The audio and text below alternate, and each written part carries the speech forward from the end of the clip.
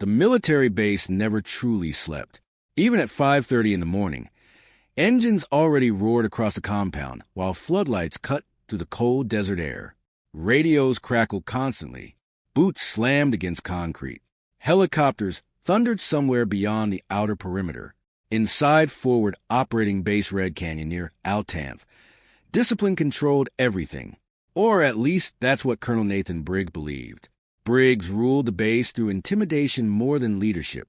Loud voice, perfect uniform, constant reminders about rank and authority.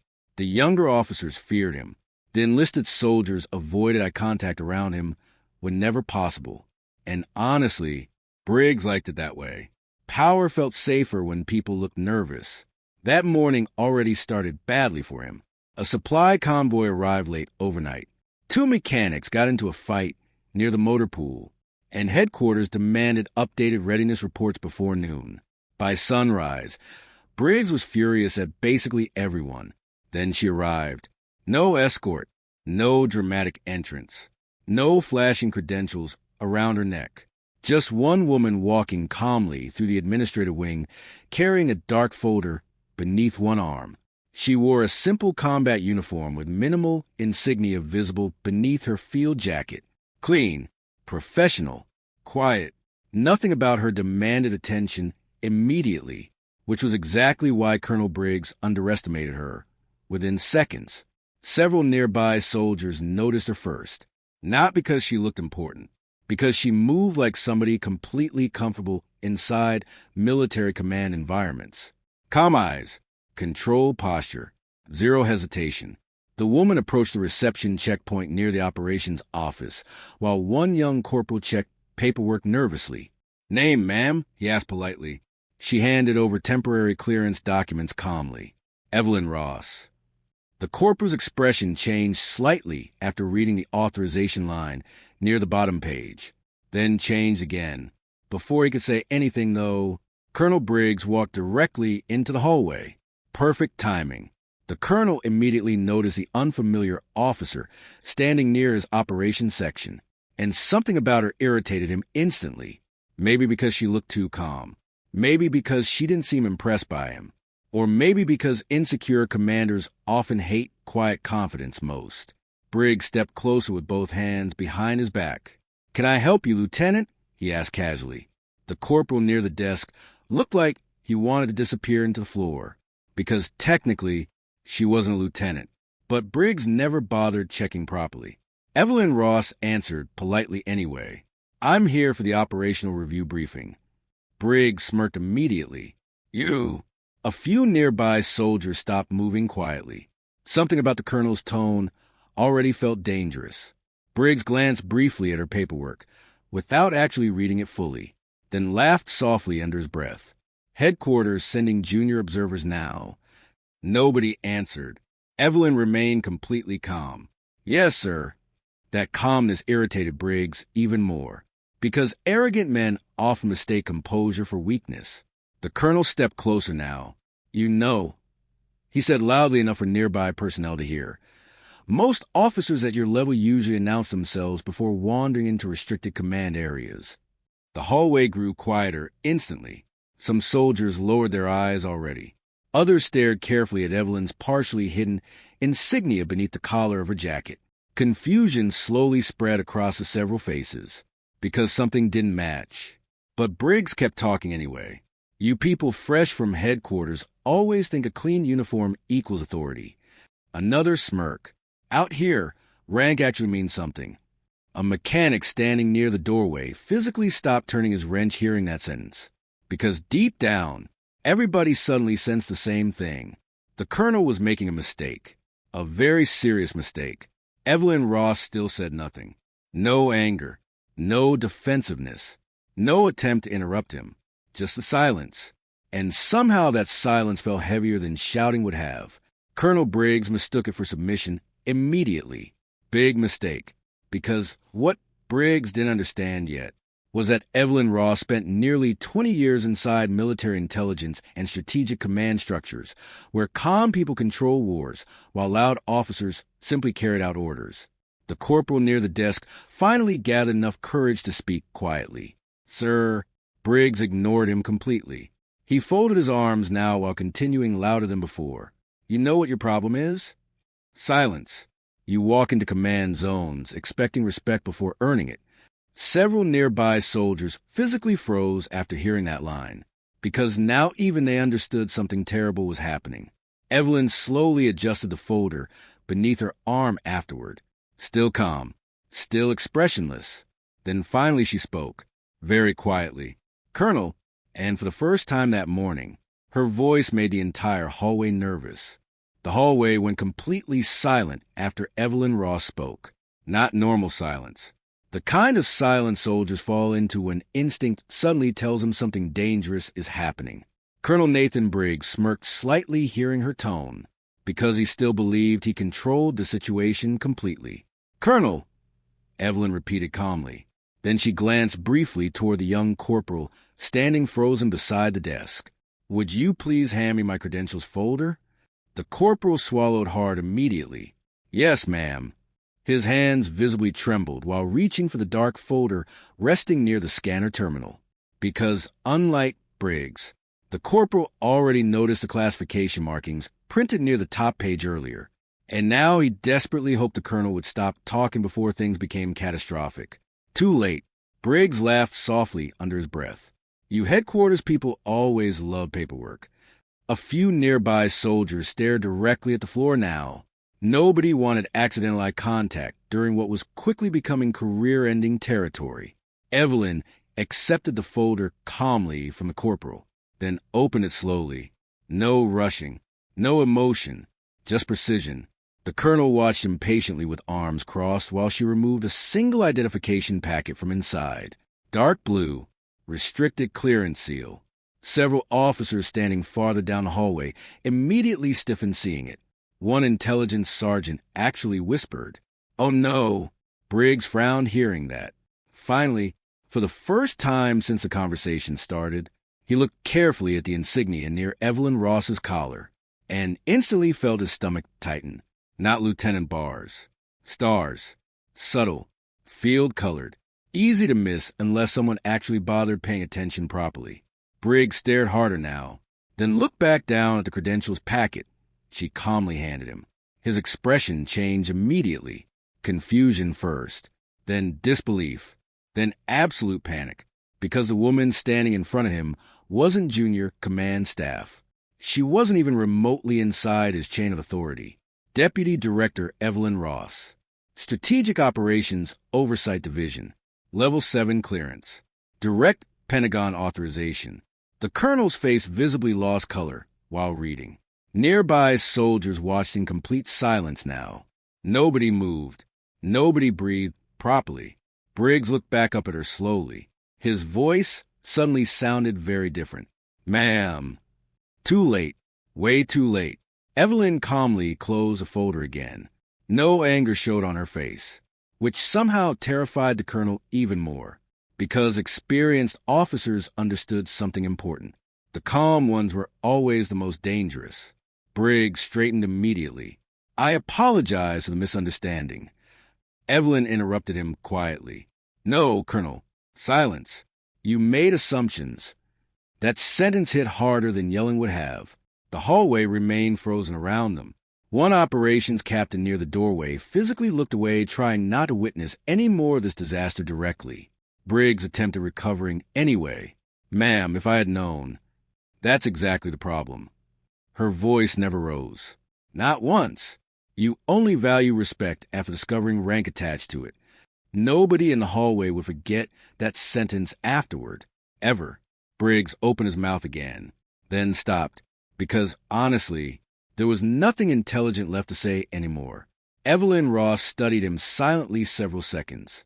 Not emotionally, professionally, like somebody documenting a failure in real time.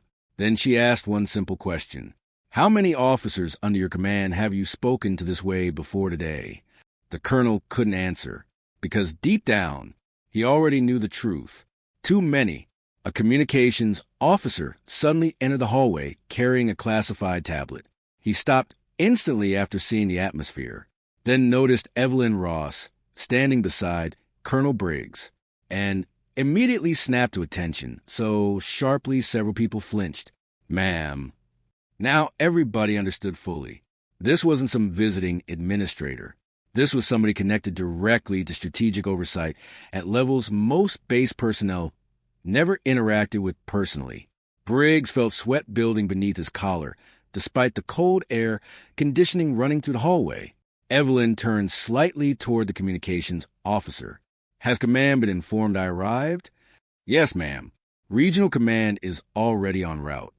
That sentence nearly killed the colonel psychologically right there. Regional command, meaning the situation already moved beyond private embarrassment. Now it became official, documented, permanent. Briggs tried one final time to recover control. Ma'am, perhaps we should discuss this privately. Evelyn looked directly into his eyes finally, and somehow that calm eye contact felt worse than any screaming match possible. No, Colonel. Another pause. I think your personnel deserve to hear this clearly. The hallway somehow became even quieter. Then Evelyn Ross delivered the sentence that ended Nathan Briggs's command career before lunch even arrived. Authority without discipline becomes ego. Silence.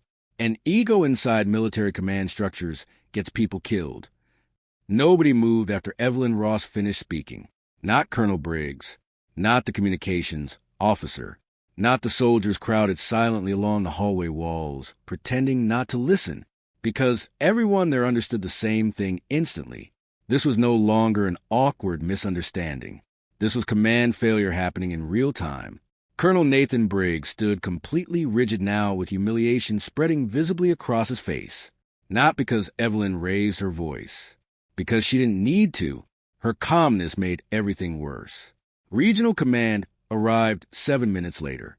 7 very long minutes. Nobody resumed normal conversation during them. The base itself kept functioning outside the administrative wing. Helicopters still moved across the tarmac. Engines still roared near the motor pool. But inside that hallway, time felt frozen. Briggs tried speaking twice. Both times he stopped himself halfway through the sentence. Because every possible explanation sounded weak, now even inside his own head. Finally, the main security doors opened, and Brigadier General Marcus Hale stepped inside with 2 command officers following behind him. The atmosphere changed instantly. Soldiers straightened automatically. Conversations died completely. General Hale walked directly toward Evelyn Ross first, not Briggs. That alone told everybody watching exactly how serious the situation already became. The general stopped in front of her and came to attention immediately. Director Ross. General. Formal. Professional. Controlled. No drama. Which somehow made Colonel Briggs feel even smaller standing there. General Hale turned afterward toward the operations staff nearby. Clear the hallway except essential personnel. Nobody hesitated. Within seconds, most soldiers disappeared into offices or side corridors while trying very hard not to look directly at Briggs anymore. Not out of disrespect. Out of second-hand embarrassment. The colonel remained standing near the reception desk while General Hale reviewed the initial incident notes already forwarded through command channels. Every second felt heavier now. Finally, Hale looked up slowly. Colonel Briggs. The colonel straightened instinctively. Sir. General Hale's face stayed unreadable. Did you publicly question Director Ross's authority before verifying credentials? Silence. Briggs swallowed once. Yes, sir. Did you continue after personnel attempted warning you? Another pause. Yes, sir. Nobody raised their voice. Nobody needed to, because military careers rarely explode dramatically. Usually they collapse quietly through documentation. General Hale closed the tablet slowly, then looked directly at Briggs. You understand this incident is now formally reportable under Command Conduct Review. Briggs felt cold move through his chest instantly. Not review. Anything except review. Because officers could survive bad deployments, bad operations, even tactical failures sometimes. But command conduct violations involving abuse of authority? Those followed people permanently. Evelyn Ross remained silent beside them the entire time. No satisfaction showed on her face. No revenge. Just observation. Like somebody watching a system correct itself exactly the way it was designed to. General Hale finally turned toward her again. Director Ross, would you like to make an additional statement for the official review? The hallway stayed completely still, waiting for her answer. Evelyn paused several seconds before speaking. When officers mistake intimidation for leadership, she glanced briefly toward Briggs. Discipline erodes from the top downward. Nobody interrupted her. Soldiers learn quickly whether command respects professionalism or only visible status. Another pause, and eventually people stop speaking honestly around leaders they don't trust. General Hale nodded slowly, because every experienced commander understood exactly how dangerous that became inside combat environments. Bad leaders didn't just damage morale. They damaged information flow, decision-making, survival itself. Briggs stared silently at the floor now. For the first time in years, he looked unsure of himself. General Hale finally delivered the decision calmly. Colonel Nathan Briggs. The hallway somehow grew even quieter. You are hereby relieved of operational command pending formal conduct investigation. The words landed like concrete. Briggs closed his eyes briefly. Not because he wanted sympathy. Because deep down he already knew this moment was coming from the second he mocked the wrong person publicly. A security officer stepped forward afterward, holding temporary reassignment paperwork. Professional, quiet, routine, which somehow made the humiliation worse. No dramatic arrest. No screaming confrontation. Just process. The colonel accepted the documents, slowly without speaking, then finally looked once toward Evelyn Ross. Maybe hoping for anger, maybe hoping for pity. He received neither. Only calm professionalism. And somehow that hurt most of all. Before Briggs turned toward the exit, Evelyn spoke one final sentence, quietly enough the hallway almost missed it. The most dangerous officers are the ones who believe respect belongs only to people above them. Briggs stopped walking briefly after hearing it, because deep down, he knew she was right. Colonel Nathan Briggs left the administrative wing without another word. The hallway parted silently for him as he walked toward the exit, carrying the temporary reassignment folder beneath one arm. Nobody saluted. Nobody spoke. Not out of disrespect. Because everyone understood this wasn't a moment for ceremony anymore. It was fallout. The heavy security doors closed behind him with a quiet metallic thud. And just like that, one of the loudest officers on the base disappeared from command entirely. Inside the operations wing, nobody moved immediately afterward. The silence lingering there felt strange now, not tense anymore. Reflective. General Marcus Hale slowly exhaled before turning back toward Evelyn Ross. Apologies for the reception, Director. Evelyn shook her head once. Apologies aren't necessary, General. Another pause. Corrections are. The general studied her silently for a second, then nodded slowly, because that sentence perfectly summarized the entire situation. This wasn't personal revenge. It was institutional accountability. Nearby staff officers resumed movement carefully now, while trying not to appear too interested in what just happened. But everybody was thinking the same thing privately. Nathan Briggs didn't lose command because he failed tactically. He lost command because he confused fear with leadership for too long. Evelyn finally opened the dark folder she carried and placed several classified briefing packets onto the operations table. The original reason for her visit: missile tracking updates, regional threat assessments, intelligence coordination reviews, actual strategic work. And somehow that made Briggs's behavior look even worse in hindsight. He mocked one of the senior strategic oversight officials in the region because he assumed quiet professionalism meant low authority. General Hale noticed several younger officers still visibly shaken nearby, especially Lieutenant Aaron Pierce, 26 years old, recently promoted. Pierce watched the entire confrontation from the communications desk earlier without saying a word. Now he looked deeply uncomfortable. Evelyn noticed too. You wanted to say something earlier, she said calmly toward him. The lieutenant froze slightly. Yes, ma'am. Why didn't you? Pierce hesitated several long seconds before answering honestly. Because he was a colonel. Silence followed. Evelyn nodded once. That's the problem. Nobody interrupted her. When officers become too intimidating to question, she glanced briefly toward the closed hallway doors where Briggs disappeared earlier. Mistakes stopped getting corrected early. General Hale crossed his arms, quietly listening now, because he already knew she was right. Evelyn continued calmly, and eventually people stay silent at moments where silence becomes dangerous. Lieutenant Pierce lowered his eyes slightly after hearing that. Not ashamed, thinking. The room itself felt different now, too. Less performative somehow, more honest. One senior sergeant near the doorway finally spoke carefully. "Ma'am." Evelyn looked toward him. The sergeant hesitated briefly. Most people here were afraid of Briggs. Nobody reacted outwardly, but several officers nearby subtly looked away because the statement was true.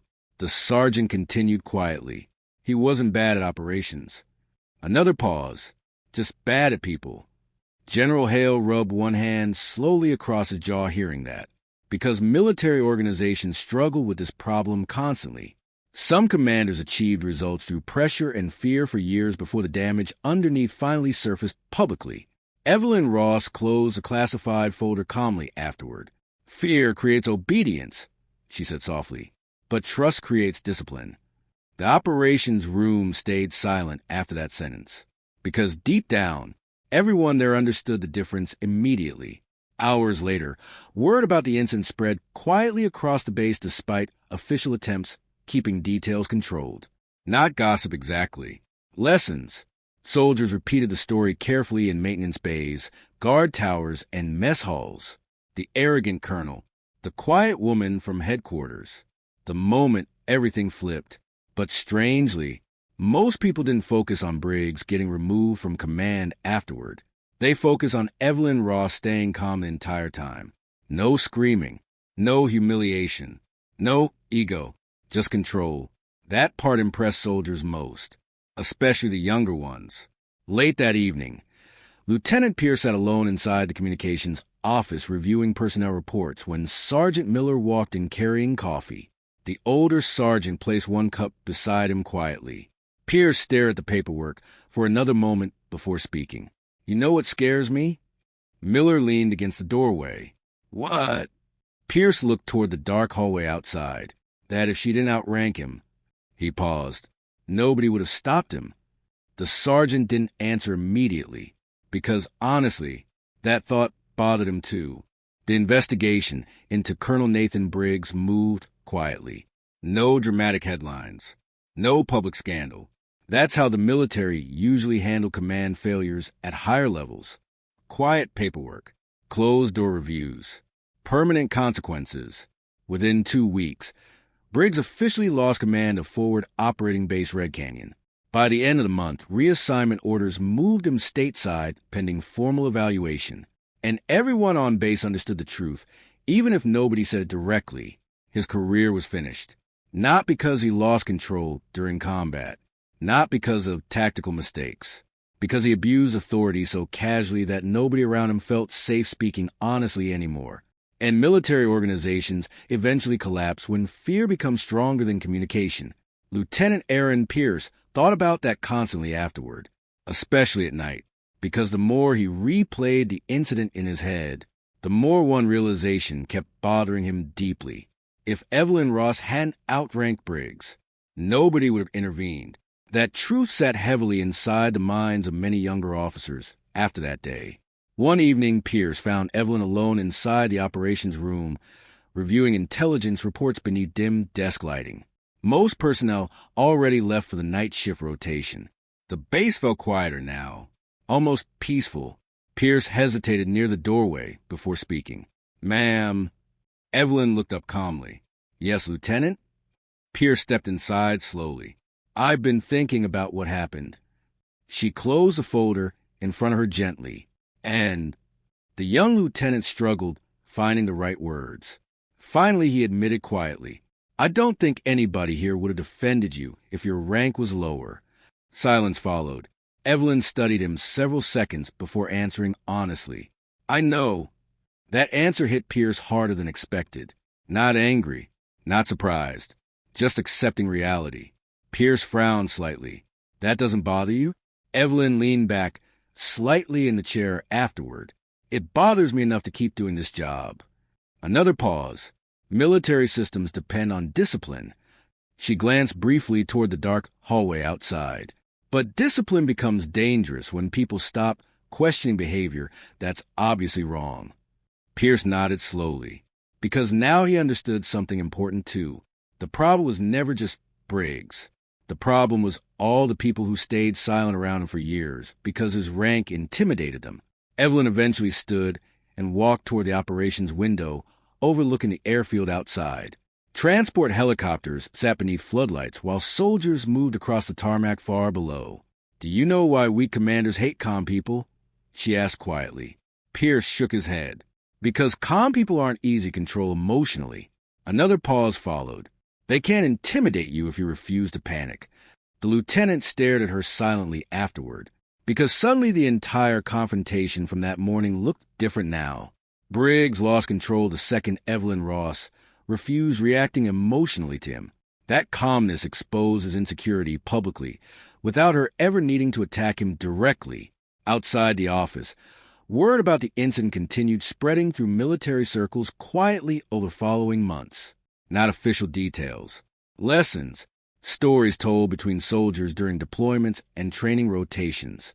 The arrogant colonel, the silent woman from Strategic Command, the hallway where everything flipped.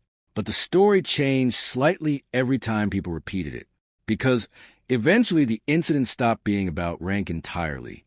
It became about leadership, about how real authority behaves under pressure. Years later, Lieutenant Aaron Pierce became a company commander himself, and one thing under his command always stayed different afterward.